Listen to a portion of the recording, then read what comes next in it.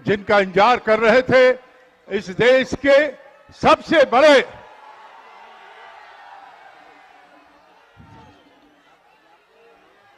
साथियों, दुनिया में कहा जाता था कि चाइना का पांव से तुम सबसे बड़ा लॉन्ग मार्च करने वाले रहे हैं। राहुल गांधी दुनिया के 10,000 किलोमीटर पूरा करने वाला एक विश्व का अकेला नेता बनने जा रहे हैं। वो आज आपके बीच में है। जो न्याय की लड़ाई, आपकी लड़ाई, एचईसी की लड़ाई, यहाँ के संविधान के जो धज्जियां उड़ाई गई है, यहाँ का पूरा संघीय ढांचा कर जो ढा दिया गया है और चुनी हुई सरकार को पिछले 3 वर्षों से आज लड़खड़ाते हुए आज के दिन में आपको इस बात की खुशी हो गई कि आपकी सरकार असेंबली में जीत गई, आपकी सरकार। और आज झारखंड की यात्रा के बाद आज रांची के इस शहीद मैदान में कभी हम सबको नेता सोनिया गांधी ने यहाँ आकर के एचईसी के लिए बचाने का वादा किया था और उसको निभाया था। यही कह सकता हूं कि हमने किया है और हम ही करेंगे। ये राहुल जी का वादा है। 24 में एक कदम आप चलिए, इस न्याय यात्रा में एक कदम आप चलिए। और आज राहुल जी का जो संकल्प है कि हम न्याय मिलने तक संघर्ष करेंगे, न्याय मिलने तक, ये संकल्प में आप भी कदम बढ़ाइए।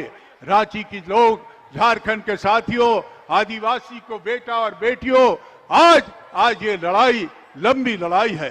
अब आपके सामने यूसीसी की लड़ाई होने वाली है, जिसमें आपकी संस्कृति, सभ्यता, परंपरा सबको स्टीम रोलर करने की प्रयास की जा रही है। इसलिए मैं आपसे एक अनुरोध करता हूं, हम तमाम साथी, अगर ये मार्केटिंग हट जाता तो और भी अच्छा लगता आपको, लेकिन जो जहां है आज इस लड़ाई में संकल्प करे कि राहुल जी की जो संकल्प यात्रा है, राहुल जी की जो न्याय यात्रा है, राहुल जी का जो दुनिया का सबसे बड़ा 10,000 किलोमीटर का ये संकल्प यात्रा, भारत जोड़ो यात्रा है, इस यात्रा में आप भी एक कदम चलेंगे और 24 में संविधान की रक्षा करके अपनी सरकार बनाएंगे और एचईसी के मजदूरों का मांग लेंगे। हम वो तमाम सवालों को जो आज झारखंड में जुड़ा हुआ है उसका निपटारा करेंगे।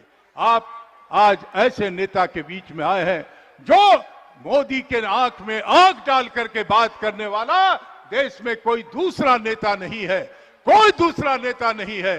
इसलिए आपका अभिनंदन करता हूं। इस रांची के धरती के बेटा बेटियों को, नौजवान साथियों को, सभी महिलाएं बहनों का अभिनंदन करता हूं और सबको आदाब, जोहार, नमस्कार। राज्य की राजधानी रांची में हम सभी झारखंड वासी आदरणीय राहुल गांधी जी को हार्दिक हार्दिक जोहार करते हैं। अब मैं सुबोध कांत साय जी से आग्रह करूंगा कि आदरणीय राहुल गांधी जी को एक जैकेट भेंट करेंगे, उनका स्वागत करेंगे। धन्यवाद। मैं बंधु तिर्की जी से आग्रह करता हूं कि राहुल गांधी जी को पारंपरिक टोपी पहनाकर उनका अभिनंदन करेंगे।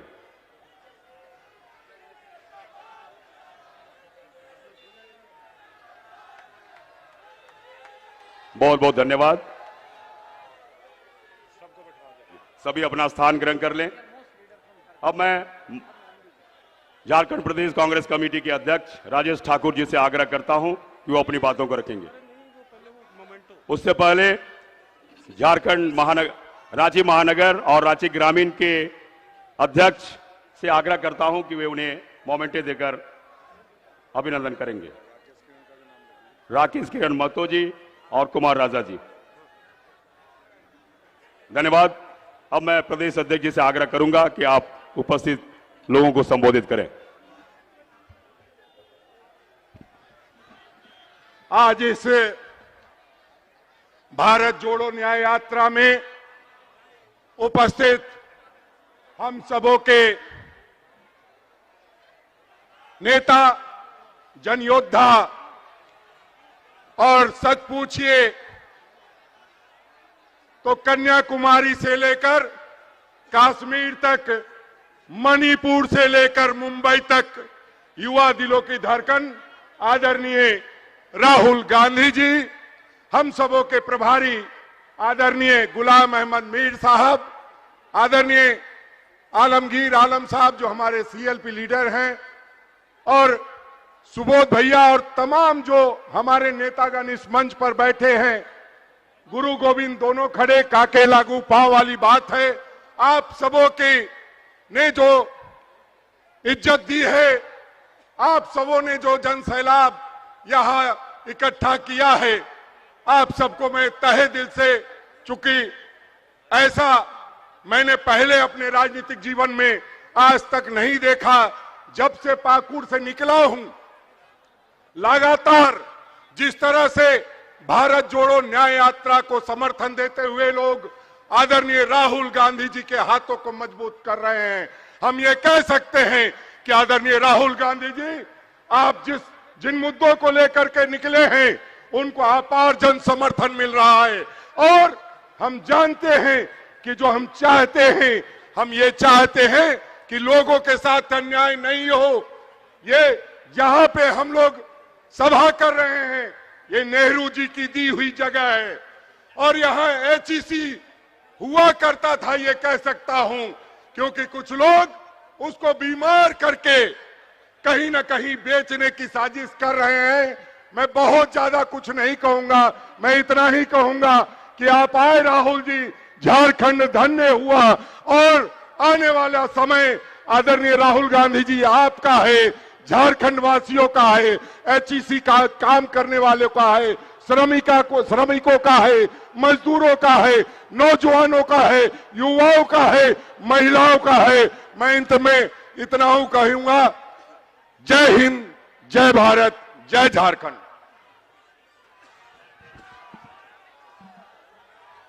अब मैं पूरे देश में हम सबों के लिए लड़ रहे आदरणीय नेता राहुल गांधी जी से आग्रह करता हूं कि आप आएं और उपस्थित जनसमूह को संबोधित करें। आदरणीय राहुल गांधी जी।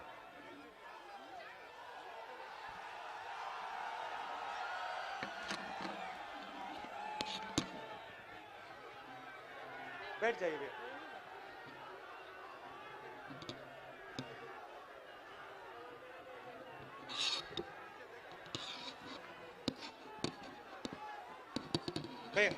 मैं कर लूं, शाबाश। गुलाम मीर साहब, राजेश ठाकुर जी, आलमगीर आलम जी, जयराम रमेश जी, के राजू जी, सुबोध कांत सहाय जी, फुरकान अंसारी जी, गीता कोडा जी, भुवनेश्वर मेहता जी, जनार्दन प्रसाद जी, हमारे और गठबंधन के सारे एमएलएस, सीनियर नेता,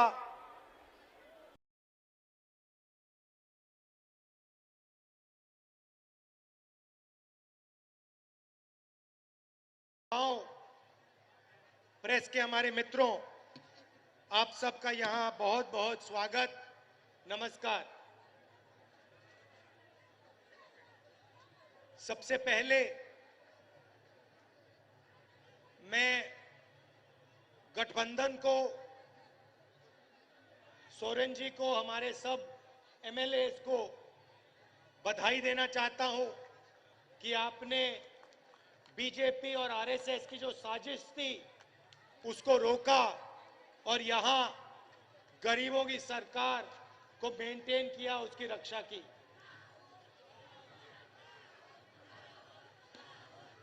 कुछ दिनों से हमारी यात्रा झारखंड में चल रही है। पिछले साल हमने भारत जोड़ो यात्रा की, कन्याकुमारी से हम कश्मीर चले, 4000 किलोमीटर, लाखों लोग एक साथ भारत जोड़ो यात्रा में चले। बीजेपी ने, आरएसएस ने देश में नफरत फैला रखी है, हिंसा फैला रखी है। इसके खिलाफ भारत जोड़ो यात्रा में हम सब मिलकर, लाखों लोग मिलकर चले और देश को हमने एक नया रास्ता दिया, एक नया रास्ता दिखाया और यात्रा बहुत सफल हुई। यात्रा में काफी लोग हमारे पास आए, झारखंड से आए, उड़ीसा से आए, बाकी प्रदेशों से आए। उन्होंने कहा, देखिए आपने भारत जोड़ो यात्रा की, कन्याकुमारी से आप कश्मीर चले, मगर झारखंड का क्या होगा, उड़ीसा का क्या होगा, बंगाल का क्या होगा? इधर तो आपने यात्रा नहीं की। आपको दूसरी रात यात्रा करनी चाहिए। मणिपुर से महाराष्ट्र एक और भारत जोड़ो यात्रा करनी चाहिए। और ये हजारों लोगों ने हमसे कहा, इसीलिए आज मैं आपके सामने खड़ा हूं। मणिपुर से महाराष्ट्र दूसरी भारत जोड़ो न्याय यात्रा हम कर रहे हैं।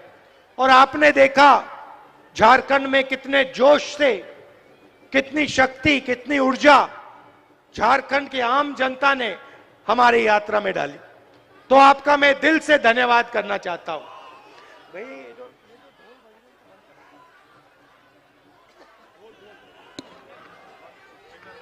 हेलो, जितने भी लोग गाजा बाजा बजा रहे हैं उनसे आग्रह है कि बाजा बंद कर देंगे। आदरणीय राहुल गांधी जी की बातों को सुनेंगे, बाजा बंद करेंगे। तो इसमें भारत जोड़ो न्याय यात्रा में हमने एक नया शब्द डाला है, न्याय शब्द डाला है। और इस शब्द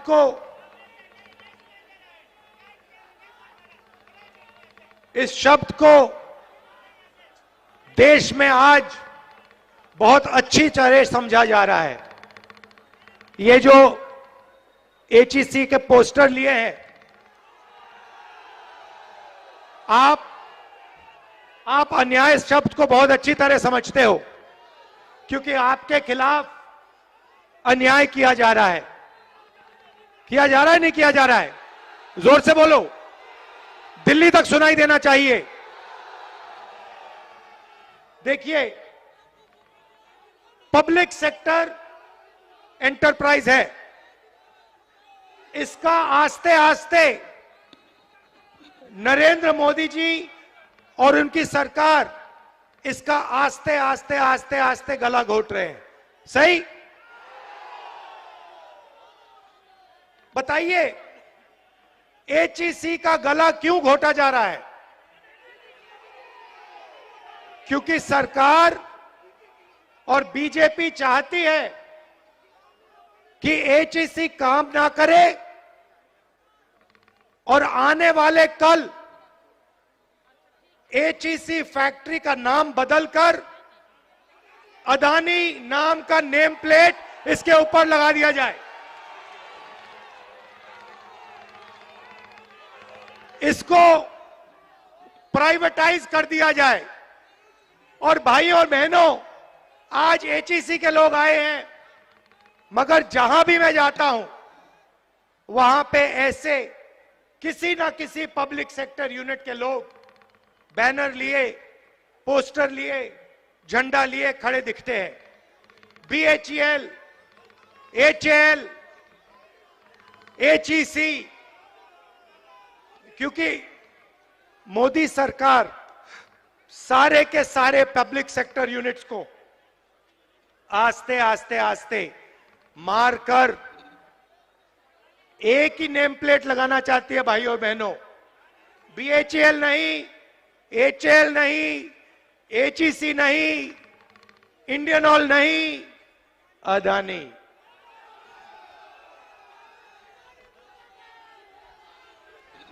और यहां जो काम करते हैं, जिन्होंने सालों के लिए अपना खून, अपना पसीना दिया है, उन सबको ये बेरोजगार बनाना चाहते हैं। और मैं इस स्टेज से आपको बता दूंगा, और ये याद रखिए HEC वाले लोग, कांग्रेस पार्टी ये नहीं होने देगी।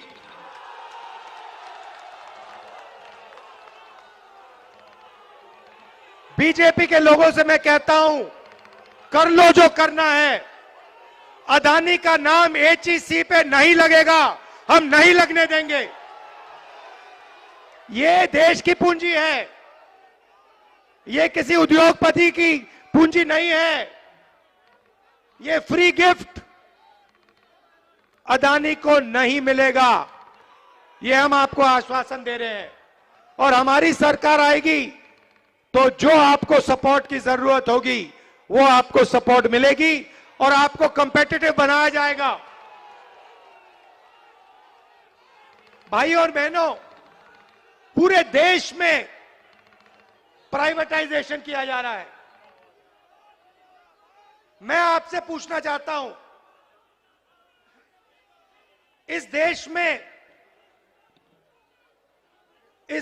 में ओबीसी वर्ग की, आदिवासी वर्ग की, दलित वर्ग की कितनी आबादी है?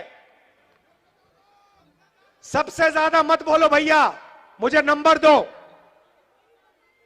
मुझे नंबर दो। कितने प्रतिशत आदिवासी, दलित और पिछड़े लोग हैं इस देश में? नंबर दो। देखो, कोई नंबर नहीं दे सकता, कोई नहीं बता सकता कि इस देश में इतने पिछड़े लोग हैं। भाइयों और बहनों,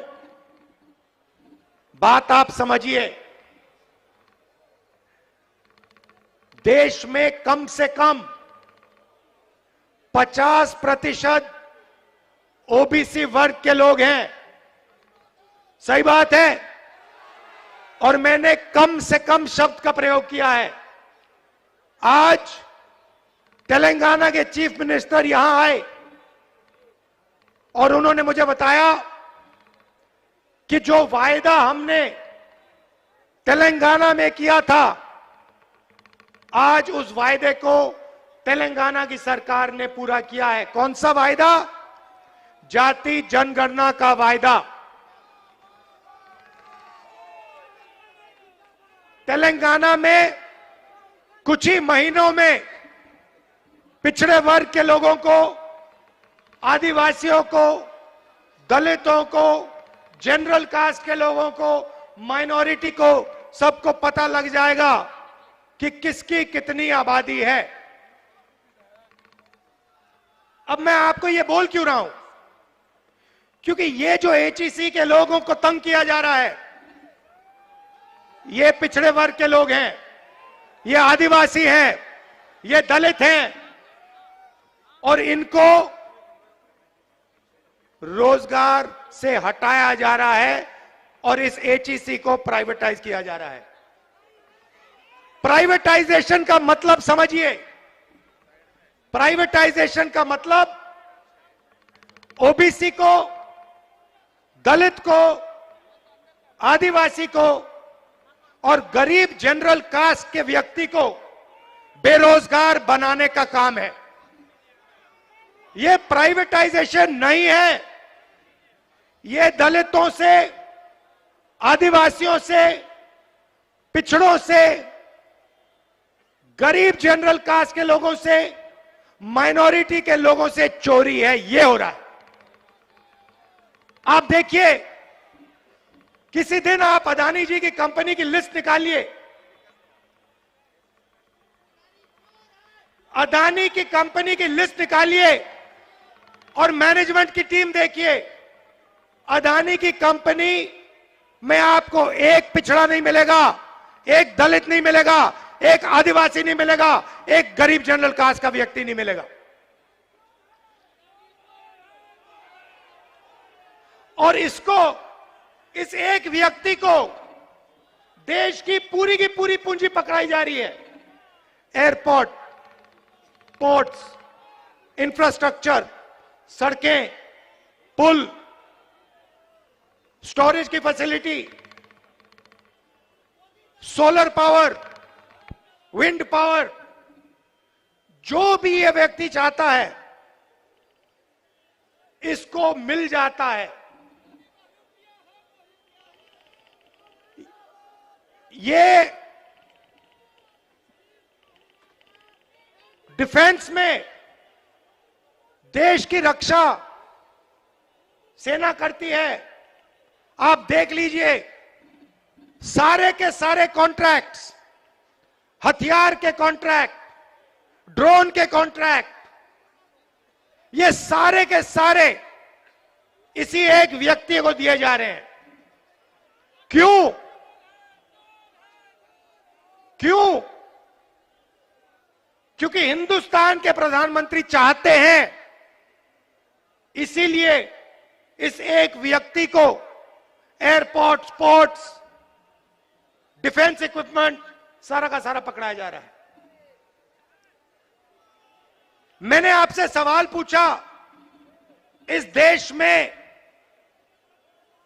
पिछड़े लोग कितने हैं, आदिवासी कितने हैं, दलित कितने हैं?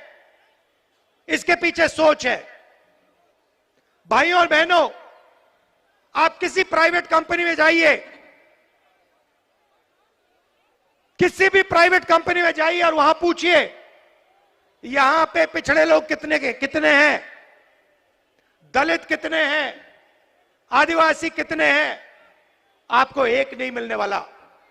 फिर आप जाइए हिंदुस्तान की सरकार में जाइए, 90 लोग हिंदुस्तान की सरकार को चलाते हैं, आईएएस ऑफिसर हैं, पूरे के पूरे बजट को ये कंट्रोल करते हैं। हिंदुस्तान की सरकार 10 रुपए खर्च करती है तो रुपए कहां खर्च होंगे, ये 90 लोग निर्णय लेते हैं।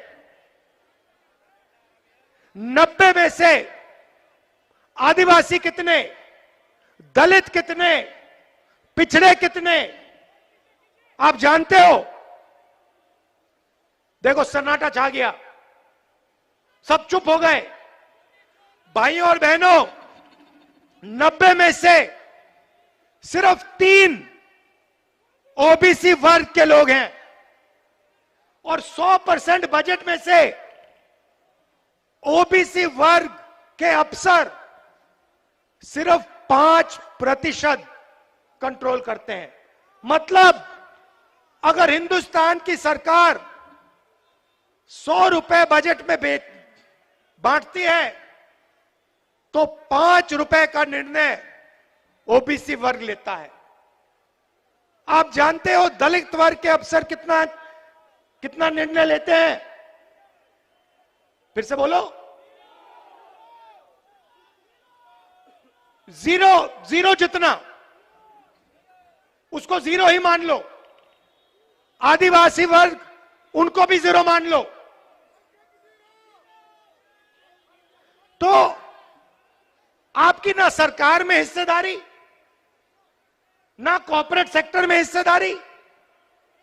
आप जाइए, लिस्ट निकालिए, प्राइवेट अस्पतालों की लिस्ट निकालिए, उसमें देखिए, उसमें आपको दलित नहीं मिलेगा, मैनेजमेंट में एक ओबीसी नहीं मिलेगा, एक मालिक नहीं मिलेगा, एक आदिवासी, एक दलित, कोई नहीं मिलने वाला उसमें। फिर आप प्राइवेट यूनिवर्सिटीज की लिस्ट निकालिए, कॉलेजेस की लिस्ट निकालिए, उसमें आपको एक पिछड़ा नहीं मिलेगा, एक मालिक आपको पिछड़ा नहीं मिलेगा, एक मालिक दलित नहीं मिलेगा, एक मालिक आदिवासी नहीं मिलेगा। फिर आप जाइए और कहिए ठीक है, कॉर्पोरेट सेक्टर में नहीं मिला, सरकार में नहीं मिला, अस्पतालों में नहीं मिला, यूनिवर्सिटी कॉलेज में नहीं मिला।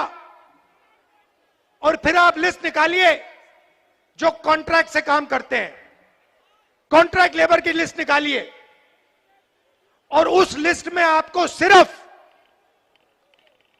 ओबीसी, दलित और आदिवासी मिलेगा और कोई नहीं मिलने वाला। तो पिछड़ों को, दलितों को, आदिवासियों को, सही बात बोली, उनको कॉन्ट्रैक्ट लेबर, उनको मजदूरी, बॉन्डेड लेबर बनाया जा रहा है। और बड़ी बड़ी कंपनियों में, अस्पतालों में कोर्ट्स में, स्कूल कॉलेजेस में इनकी कोई हिस्सेदारी नहीं है। तो सबसे पहले यह पता लगाना है कि इस देश में दलित, आदिवासी और पिछड़े हैं कितने। 50% कम से कम पिछड़े वर्ग के लोग हैं, 8% आदिवासी हैं, 15-16% दलित हैं, और इनकी हिस्सेदारी है ही नहीं, कहीं भी नहीं है, कहीं भी नहीं है। किसी भी मजदूर के पास चले जाओ। आज मैं अभी सड़क पे था, साइकिल पर 200 किलो कोयला लिए, धकेल कर साइकिल पर 200 किलो कोयला लिए, धकेल कर भूखे आदिवासी 50 किलोमीटर चल रहे थे। मैंने अपनी आंखों से देखा। वहां पे आपको आदिवासी मिल जाएगा, वहां पे आपको दलित मिल जाएगा, वहां पे आपको पिछड़ा मिल जाएगा, मगर किसी बड़ी कंपनी में नहीं मिलने वाला, किसी अस्पताल के मैनेजमेंट के ऑफिस में नहीं मिलने वाला। यही हिंदुस्तान के सामने सबसे बड़ा सवाल है, इससे बड़ा सवाल है ही नहीं। और इसीलिए हमारा पहला कदम पूरे देश में जाति जनगणना को करवाने का होगा, और हम पता लगाएंगे इस देश में दलित कितने, आदिवासी कितने, पिछड़े कितने। और एक और बात समझिए, रिजर्वेशन की बात कर रहा हूं। आजकल 50% से ज्यादा रिजर्वेशन नहीं मिल सकती। ये जो 50% का लिमिट है, इसको कांग्रेस पार्टी की सरकार, इंडिया की सरकार उठा के फेंक देगी। और हम जो दलित हैं, आदिवासी भाई हैं, उनके रिजर्वेशन में कोई कमी नहीं आएगी, मैं आपको गारंटी देके कह रहा हूं। और जो पिछड़ों का हक बनता है वो उनको मिलेगा। तो ये देश का सबसे बड़ा मुद्दा है, इससे बड़ा मुद्दा है ही नहीं। सामाजिक अन्याय और इसी से जुड़ा हुआ आर्थिक अन्याय। आप मुझे बताइए, जीएसटी से छोटे व्यापारियों को, मजदूरों को, स्मॉल और मीडियम बिजनेस वालों को फायदा हुआ? मुझे हाथ उठा के दिखा दो इस यहां पे, नहीं हाथ नीचे करो, यहां पे एक व्यक्ति जिसको जीएसटी से फायदा हुआ हो, मुझे दिखा दो। कौन है ये? अंबानी को फायदा हुआ, अदानी को फायदा हुआ, देश के अमीर लोगों को फायदा हुआ। ये एचएसई में जो काम करते हैं, इनका जबरदस्त नुकसान हुआ। जीएसटी कौन देता है? जीएसटी अमीर लोग नहीं देते। जीएसटी वो मजदूर देता है जो 200 किलो को धकेल रहा था। वो उतनी ही जीएसटी देता है जितनी अदानी देता है, अंबानी देता है। वो शर्ट खरीदता है, उतनी ही जीएसटी लगती है जितनी अदानी जी की शर्ट को लगती है। तो पैसा कहां से जा रहा है? बजट का पैसा कहां से जा रहा है? दलितों से, आदिवासियों से, पिछड़ों से, गरीब जनरल कास्ट के लोगों से, माइनॉरिटी से। और जा कहां रहा है? अरबपतियों के जेब में, अदानी की जेब में, इन लोगों की जेब में। इसीलिए देश में भयंकर बेरोजगारी फैल गई है। इन्होंने क्या किया? सारे छोटे व्यापारियों को खत्म कर दिया। जो छोटा बिजनेस करते थे, जो स्मॉल और मीडियम बिजनेस करते थे, उनको सबको मार दिया। दो हथियार का प्रयोग किया इन्होंने। पहले प्रधानमंत्री ने झूठ बोला और कहा कि मैं काले धन के खिलाफ लड़ाई लड़ रहा हूं, और नोटबंदी कर दी। नोटबंदी ने हिंदुस्तान के सब छोटे बिजनेस वालों को खत्म कर दिया, उड़ा दिया। यह अदानी जी के लिए काम किया। उसके बाद जीएसटी लागू कर दी। नतीजा हुआ कि आज हिंदुस्तान का युवा रोजगार पा ही नहीं सकता। जितना भी ढूंढना है ढूंढ लो। मैं झारखंड के युवाओं से कह रहा हूं, देश के बाकी युवाओं से कह रहा हूं, जितना आपको ढूंढना है ढूंढो। नोटबंदी के बाद, जीएसटी के बाद, नरेंद्र मोदी जी की पॉलिसीज के बाद छोटे बिजनेसेस हैं ही नहीं। ये देश की रीढ़ की हड्डी है, ये बेरोजगार देते हैं, इनको खत्म कर दिया। तो जब तक दिल्ली की सरकार नहीं बदलेगी तब तक इस देश में युवाओं को रोजगार नहीं मिल सकता। सीधी बात है। और मैंने, अब मजे की बात देखिए, पहले नरेंद्र मोदी कहते थे, हर भाषण में कहते थे, मैं ओबीसी हूं। याद है आपको? तो मैंने प्रधानमंत्री से कहा, प्रधानमंत्री जी आप ओबीसी हैं, आप पिछड़े वर्ग के हैं, तो आप ऐसे करिए, जाति जनगणना लागू कर दीजिए, देश को बता दीजिए कि आप जैसे पिछड़े वर्ग के लोग कितने हैं।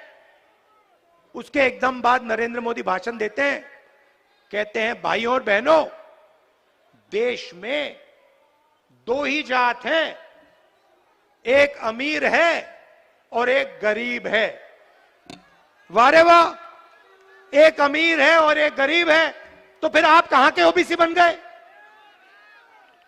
जब ओबीसी को हक देने का टाइम आया, रिजर्वेशन देने का समय आया, सामाजिक न्याय देने का समय आया, दलितों को, आदिवासियों को न्याय देने का समय आया, तो नरेंद्र मोदी जी कहते हैं इस देश में तो जाति नहीं है। और जब वोट लेने का समय आता है तो नरेंद्र मोदी कहते हैं मैं तो ओबीसी हूं, मैं तो ओबीसी हूं। आप कैसे ओबीसी हैं? तो देश में सामाजिक न्याय, अन्याय, आर्थिक अन्याय, महिलाओं के खिलाफ अन्याय, किसानों के खिलाफ अन्याय, मजदूरों के खिलाफ अन्याय, ये 5 बड़े बड़े अन्याय हो रहे हैं और ये हर रोज कहीं ना कहीं आपको दिखेंगे। ये सरकार को, मोदी जी को नहीं दिखते, उनके मंत्रियों को नहीं दिखते, मगर बाकी हिंदुस्तान को हर रोज ये दिखते हैं। और इन अन्याय के खिलाफ हमने न्याय यात्रा शुरू की है। ये हमारा लक्ष्य था और इससे देश को हमने एक दूसरी विचारधारा दी है कि देखिए, नफरत से, हिंसा से कुछ नहीं होने वाला, कुछ नहीं होने वाला। बेरोजगारी फैलेगी, महंगाई बढ़ेगी, यही होने वाला है। और ये आपको पिछले 10 साल में दिखा है। जितनी नफरत बढ़ती है, जितनी हिंसा बढ़ती है, उतनी बेरोजगारी बढ़ती है, उतनी महंगाई बढ़ती है, उतना पैसा अदानी जी का बनता है। तो ये हो क्या रहा है? ये आपको लड़ाते हैं, एक दूसरे से लड़ाते हैं और आपसे कहते हैं देखो, एक धर्म दूसरे धर्म से लड़ो, एक जात दूसरी जात से लड़ो, एक भाषा दूसरी भाषा से लड़ो। समाज में हिंसा फैलाते हैं और फिर आपकी जेब में से आपका पैसा उठा के अदानी जी की जेब में कर देते हैं।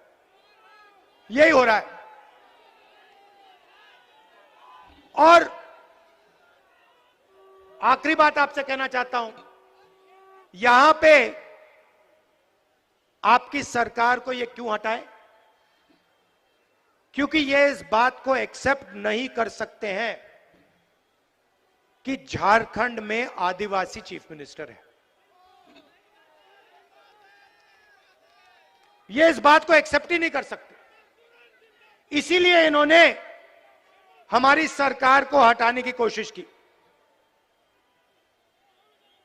और कांग्रेस पार्टी, जेएमएम सब मिलकर बिल्कुल इनके सामने एक लाइन में खड़े हो गए और क्या हुआ? सरकार बच गई।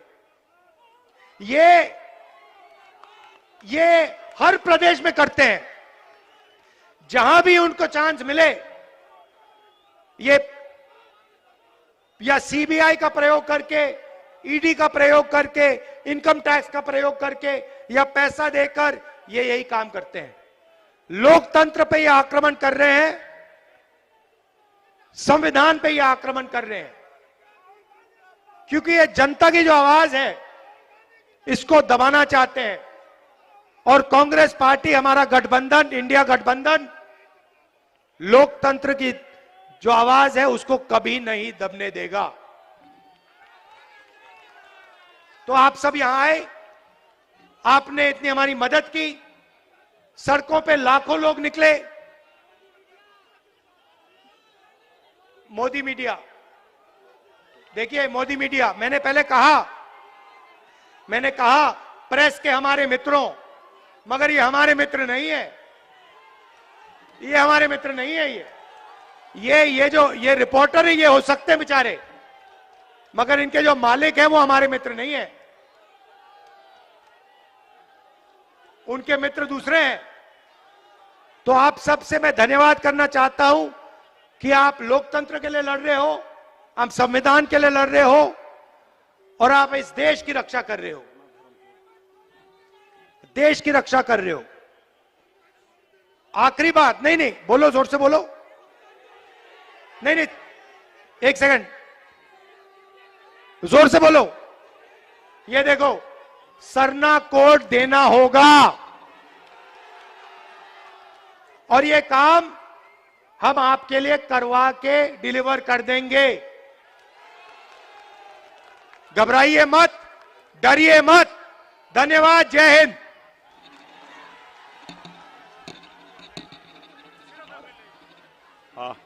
मैं सभी माननीय विधायकों से आग्रह करता हूं कि मंच के नीचे चले आएंगे। मंच के चीजें कतारबद्ध होकर, सारे माननीय विधायकों से आग्रह है कि मंच के नीचे कतारबद्ध हो जाएंगे। सहयोगी दलों के साथ कांग्रेस के सभी माननीय विधायकों से आग्रह है कि नीचे, मंच के नीचे कतारबद्ध हो लेंगे। आदरणीय राहुल गांधी जी उनसे क्रमवार भेंट करेंगे।